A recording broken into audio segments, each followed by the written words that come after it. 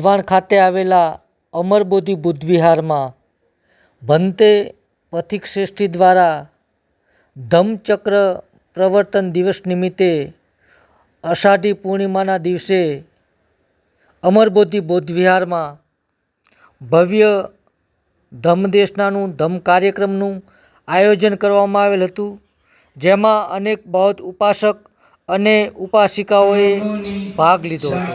સૌને મૈત્રીપૂર્ણ હૃદયે જય ભીમ નમો.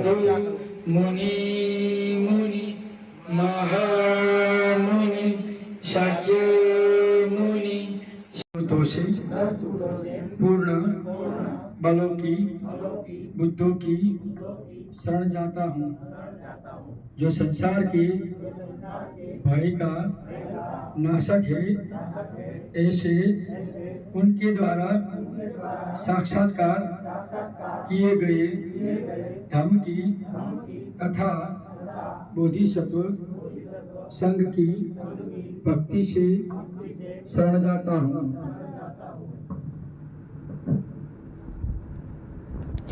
जिनको अभ्यास करना है वो कर सकते हैं, लेकिन जन्माष्टमी जो अगली पूर्णिमा फूल है, क्योंकि मेरी 5 लोगों की रखने की इच्छा है, ज्यादा मेरे पास सुविधा नहीं, अभी कोई नहीं, ये पीछे वाली में आ सकते हैं, और जब चाहे 7 दिन आना है तब आकर रख सकते हैं। यहाँ चतुर्निपाक में भगवान ने बताया है कि बार बार शोधपठन करने से, अर्थ समझने से व्यक्ति का मन खुल सकता है और व्यक्ति श्रोतापति हो सकता है, 3 बंधन टूटता है, तो इनको जगत का सत्य समझा जाता है। तो तुम्हें सिविल श्रोतापति बनने के लिए करना है, तो सुबह शाम शुद्ध पठन सिखा जाएगा। हमने अभी शुद्ध पढ़ा ना, वो हम सिखाएंगे आप। मेरे पास बुक है, वो बुक देकर सुबह 1 घंटे और शाम 1 घंटे माइक में रखेंगे और हमें बुक से बोलना है, सीखना है। ओके, 1 घंटे 9 से 10 प्रवचन होगा, 2 घंटे यहाँ अलग अलग ये स्टडी करनी होगी, और 5 अलग अलग घंटे विपश्यना साधना करनी होगी। ये अंगोत्तर निकाय में भगवान ने ऐसा वर्षावास बताया है, तो ऐसा वर्षावास इंडिया में कहीं नहीं होता है। होता है नहीं करते, क्योंकि कठिनता होती है ना, रोज 5-5 घंटे साधना करना, एक जगह रहना, और पूरे दिन मौन रहना होता है, बोलना नहीं, मोबाइल नहीं देखना, शाम को बोलने की छुट्टी होती है, समझ गए। इस लोगों को भी बोलते हैं डिस्टर्ब करने नहीं आना, जिनको आना है वो शाम को आए, समाधि ध्यान साधने में आना है तो पीछे आकर बैठ सकते हैं। तो बार बार शोध पठन करना, बार बार धम्म सुनना। अब बार बार धम्म सुनने से मिथ्या दृष्टि दूर होती है, अर्थकथन समझन में आ जाता है, और धम्म ज्यादा गहरा समझ आता है। बार बार धर्म सुनने से, अर्थ समझने से हम चित्त खुल जाता है, हम श्रोतापति हो सकते हैं। भगवान ने आगे कहा कि धम्म अभ्यास से, तो 2 घंटे धम्म अभ्यास करेंगे, और तीसरा कहा भगवान ने कि ध्यान साधना से। ये चतुर्निपाक से यहाँ वर्षावास होता है तो ही व्यक्ति का विकास होता है, तो ही व्यक्ति श्रोतापति होता है, तो ही व्यक्ति धम्म में आगे बढ़ता है। तो हमें ये 4 एंगल से यहाँ हम वर्षावास करेंगे। तो ये ज्यादातर लोग ये धम्मचक्र पर्वत मनाते हैं, लेकिन कोई गाते भी नहीं है और किसी में समझ भी नहीं है। तो भगवान ने जब ये चक्र अनुपम मनुष्य को चलाया, तो बोलते हैं कि मनुष्य के ऊपर 8 देवता लोक है, इन्हें पर 16 ब्रह्मलोक है, और इन्हें पर 4 अरूप ब्रह्मलोक है। तो मनुष्य के लिए ये तीर्थक योनि है, इनके लिए असुर योनि है, इनके नीचे प्रेत योनि है, और लास्ट में नरक योनि है। तो मनुष्य के जो चेतना है ये मरकर ज्यादातर तीर्थक योनि में ज्यादा जाती है। इसलिए भगवान कहते हैं कि मनुष्य रूपी जीवन बार बार नहीं मिलता, तो यहाँ मनुष्य रूपी जीवन में इंसानों को 3 कर्म करना चाहिए। इनके आधार पर आप ऊर्ध्वगति या अधोगति में जाएंगे, चेतना आप। तो पहले भगवान बताते हैं कि सत्य कर्म करना, सत्य बोलना, सत्य में हाला, हक में रहना और हक में हाला, बोलते ना, वो पहले था, अभी नहीं।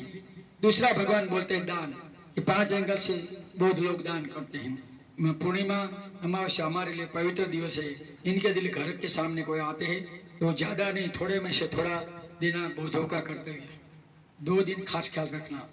तो भगवान कहते हैं कि 5 एंगल से अतिथि दान, कोई संग दान, प्रथम दान, अकाल दान, और भगवान कहते हैं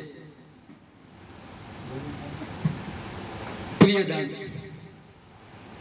तो ऐसे 5 दान देते। और तीसरा है सेवा, माता पिता की सेवा, भिक्षुओं की सेवा, बीमारों की सेवा। तो ये बौद्धों को 3 कर्म करना चाहिए। ज्यादातर लोग बोलते हैं मैं बौद्ध हूँ, लेकिन बौद्धों में करुणा नहीं है। करुणा का मतलब मदद रूप होना। बौद्ध ही भागते हैं ना, संकट में आते हैं तो कोई नहीं खड़े है, विश्वास नहीं करते। वो मेरा खुद का अनुभव है। तो बौद्ध में करुणा होनी चाहिए। करुणा यानी मदद रूप होने की भावना।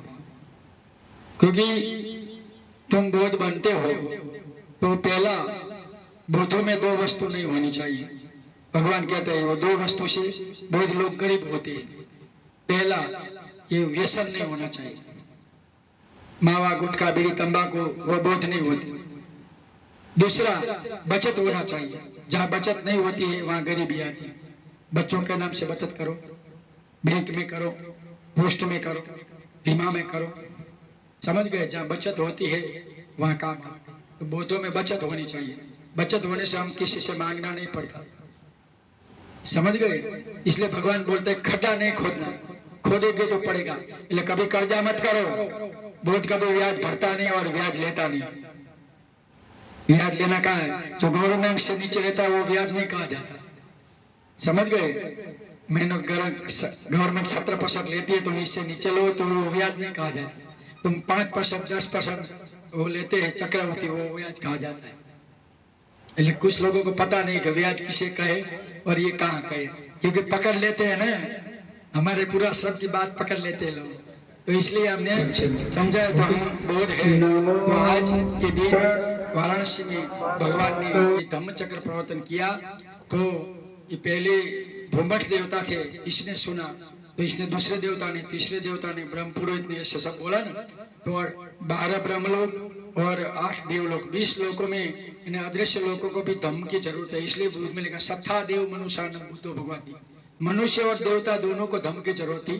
तो भगवान